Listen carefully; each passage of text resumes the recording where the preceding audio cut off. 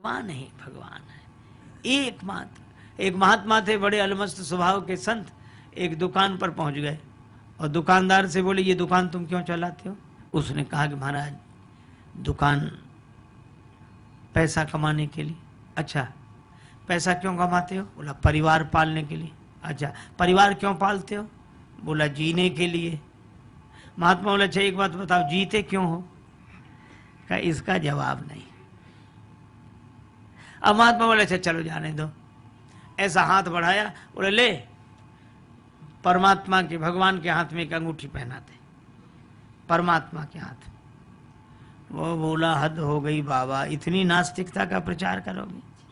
तुम परमात्मा हो जो कह रहे परमात्मा के हाथ में अंगूठी पहना दे? महात्मा ने अपने कान पकड़ लिए, गलती हो गई, अब नहीं कहूंगा। लेकिन एक बात बताओ ये दुनिया बनाई किसने? बोला भगवान ने, परमात्मा ने बनाई, परमात्मा की है। महात्मा बोले अच्छा दुनिया और अपना देश? बोले वो भी परमात्मा ने बनाया, परमात्मा का है। कहा अपना प्रदेश? बोले वो भी परमात्मा ने बनाया, परमात्मा। अपना जिला? बोले वो भी परमात्मा ने बनाया, परमात्मा। तो अपना शहर? वो भी परमात्मा ने बनाया, परमात्मा। यहाँ रहने वाले? बोले सब परमात्मा ने बनाए, परमात्मा के। महात्मा बोले तो दो को छोड़ दिया, एक हमें दूसरा तुम्हें। अरे बोले नहीं महाराज कैसी बात करते हो, आपको भी परमात्मा ने बनाया, हमको भी परमात्मा ने बनाया, हम भी परमात्मा के, आप भी परमात्मा के, और इस संसार में जो कुछ है सब परमात्मा का है। महात्मा बोले तो ये हाथ तेरे बाप का है? मैं भी तो कह रहा था परमात्मा के हाथ में अंगूठी पहना दे। चरणों में गिर गया, बोध हो गया। हम लोगों के साथ सबसे बड़ी कठिनाई यही है, उस अद्वैत में हम स्थित नहीं हो पाते और प्रेम के द्वारा उस अनन्य भाव तक पहुंच नहीं पाते। तब एक ही बात है, फिर मर्यादा, मर्यादा के अनुसार दो के बीच में रहें और भगवान के होकर रहें। भाई यही द्वैत ठीक। जाने की जीवन की बलि जई हो, चित कह राम सीय पद परिहर, अब न कहूँ चली जई हो। यह है। और इसके कारण जब अंतःकरण निर्मल होता है तो प्रेम की वह दशा उत्पन्न होती है। मुझे मेरी मस्ती कहाँ लेके आई, यहाँ मेरे अपने सिवा कुछ नहीं है। वह अद्वैत। या तो तू रह जाए। देखो ज्ञानी और भक्त में एक ही अंतर है, ज्ञानी के यहाँ मैं रह जाता है, मैं, और भक्त के यहाँ तू शेष रह जाते। तू वह कहता बस तू ही तू है आरजू, यही बस तू ही तू रहे, बाकी न मैं रहूं न मेरी आरजू रहे। ये तू। और जहाँ तू शेष रह जाए वहाँ भक्ति की पूर्णता, और जहाँ मैं शेष रह जाए वहाँ ज्ञान की पूर्णता। ज्ञानी में मैं शेष रहता है, भक्ति में तू शेष रहता है, और जो न ज्ञानी होते न भक्त होते हैं वहाँ मैं तू होती रहती है। अरे भाई यह भगवान श्री कृष्ण की रास पंचाध्यायी का यही अर्थ है, एक ही एक, एक ही एक। आहा। एक महात्मा बड़े अलमस्त स्वभाव में बैठे, किसी ने कहा कि बाबा क्या कर रहे हो? महात्मा बोले भजन कर रहे हैं। माला तो हाथ में है नहीं। कहा हम तो ऐसे ही करते रहते, माला से ही तो भजन कर रहे हैं, तो माला तो है नहीं। महात्मा बोले ये ईश्वर का संसार, खुदाए खलक सारी मेरी तस्वीर के दाने हैं, नजर में फिरते रहते हैं, इबादत होती रहती है। सब में भगवान को देखकर यह भी स्थिति है महात्माओं की, भक्तों की। पर ये दोनों लीलाएं, धर्म, मर्यादा और प्रेम। पर भगवान श्री राम से तो मालियों ने कहा सरकार लीजिए दल फूल। राम जी दल फूल लेने लगे लैन दल फूल मुदित मन। मन कैसा? मुदित मन है।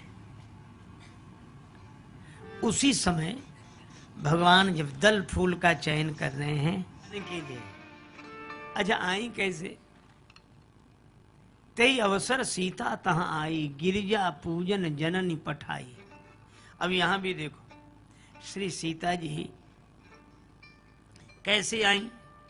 का मज्जन कर सर सखिन समेता, गई मुदित मन गौरी निकेता। मुदित मन। और राम जी दल फूल कैसे ले रहे हैं? का लगे लैन दल फूल मुदित मन। दोनों का मन एक है। और दोनों का सौंदर्य एक है। सहज सुंदर सामरो, हमारे राम जी सहज सुंदर हैं। अच्छा, सहज सुंदर कैसे जानते हो? हम लोग अच्छे अच्छे वस्त्र आभूषण धारण करें तो ज्यादा सुंदर लगते हैं, और वस्त्र आभूषण ना हो तो कम सुंदर लगते हैं। पर हमारे राम जी वस्त्र आभूषण से सुंदर नहीं लगते।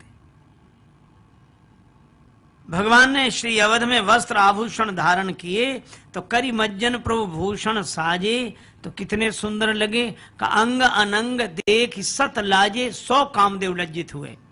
अंग अनंग देख सत, 100 कामदेव लज्जित हुए। और राम जी ने जब ये वस्त्राभूषण उतार दिए, भगवान ने वलकल वसन पहने, तो वन में देवियां क्या कहती हैं? कोटि मनोज लजावने हारे। वस्त्राभूषण धारण करें तो 100 कामदेव लज्जित हुए, और वस्त्रभूषण उतार कर वलकल वसन पहन लिए तो कोटि मनोज लजावन हारे। ये सहज सुंदर। और श्री सीता जी सुंदरता कहूं सुंदर करई, छवि गृह दीप शिखा जनु बरई। दोनों का मन एक, दोनों का सौंदर्य एक, और दोनों की महिमा एक। सम्मु विरंच विष्णु भगवाना, उपजहि जासु अंश ते नाना। ऐसे राम जी और श्री सीता जी उपजहि जासु अंश गुण खानी, अग्नित लक्ष्य उमा ब्रह्मानी।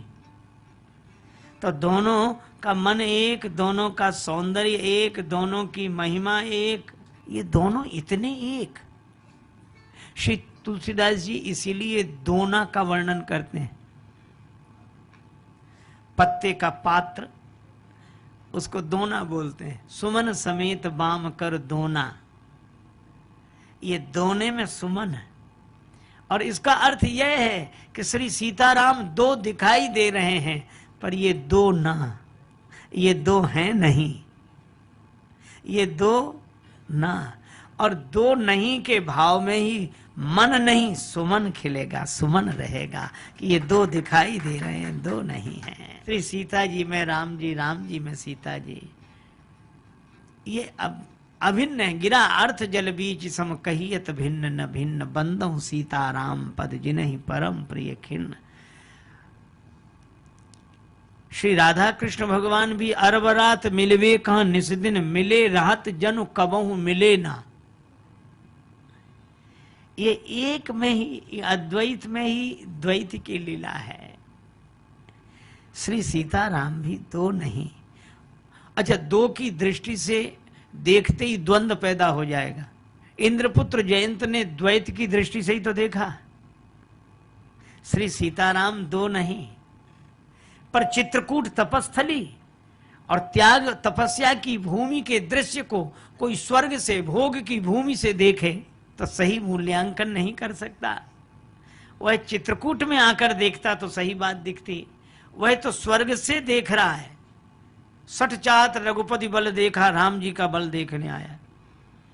भगवान सो रहे हैं श्री सीता जी की गोद में सिर रखकर, और जयंत ने श्री सीता जी के चरण में चंचु का प्रहार किया, पर श्री सीता जी ने कुछ नहीं कहा। मां तो मां होती है। क्षमा मां का स्वभाव है। ये भाग जाए, उड़ जाए और राम जी को पता न लगे। क्यों? कुपुत्रो जाए तो क्वचिदपि कुमाता न भवति। श्री सीता जी ने कहा भी नहीं, लेकिन भगवान बिना कहे जान गए। अच्छा, जयंत भागा क्यों नहीं? वह तो बल देखने आया है। भगवान ने बाण लगा दिया पीछे। जयंत ने सोचा कौवे के पीछे लगा, हमारे पीछे थोड़े ही। धरि निज रूप। इंद्र ने भी कहा कि हमारे स्वर्ग में तुम्हें स्थान नहीं। ब्रह्मा जी ने भी मना कर दिया, शिव जी ने भी मना कर दिया, और भगवान का बाण, सिंह का बाण पीछे लगा है। अब जयंत कहां जाए? नारद जी ने देखा। जयंत ने नारद जी को नहीं देखा, नारद देखा विकल जयंता, लागी दया कोमल चित संता। नारद जी ने कहा जयंत कहाँ जा रहे हो? जयंत बोला क्या बताएं, अब तो बाण जहां ले जाए वहीं जा रहे हैं। बाण पीछे लगा है। नारद जी बोले ये बाण तुम्हारे पीछे क्यों लगा है? जयंत बोले यह भी अद्भुत बात है, कोई वरदान देने के लिए लगा है, प्राण लेने के लिए लगा है। नारद जी बोले हमें नहीं लगता है कि बाण तुम्हारे प्राण लेना चाहता है। अगर बाण तुम्हारे प्राण लेना चाहता होता तो तुम्हें इंद्रलोक, ब्रह्मलोक, शिवलोक तक जाने ही ना देता है। तो महाराज ये बाण प्राण भी नहीं लेता और पीछा भी नहीं छोड़ता। नारद जी ने कहा इस बाण से त्राण पाने का एक ही उपाय है। क्या? पहले ये सोचो बाण है किसका? का भगवान का भगवान के बाण से तो भगवान ही बचा सकते हैं। तुलसीदास यह जीव मोह रज जोई बांधे से छोड़े। तुम भगवान की शरण में जाओ। जयंत ने कहा चला तो जाऊंगा, लेकिन भगवान पूछेंगे कि जयंत भागना था तो शरण में क्यों आए? तो कह देना कि प्रभु आपका प्रभाव देखना था इसलिए भागा। सारे संसार में आपका ही प्रभाव है। अच्छा, भाग ही गए थे तो अब शरण में क्यों आए? तो कह देना कि प्रभाव देखना था इसलिए भागा, अब आपका स्वभाव देखना है इसलिए शरण में आ गया। लीला में वर्णन मिलता है कि भगवान ने एक नयन करी तजा भगवान ने राखा जियत आंख गही फोड़ा, एक आंख फोड़ दी। अच्छा देखो कितना बढ़िया संकेत है। मानो भगवान कहते हैं कि हमको और श्री किशोरी जी को एक ही दृष्टि से देखना। इसमें रहस्य यही है कि हमें और श्री जानकी जी को एक दृष्टि से देखना।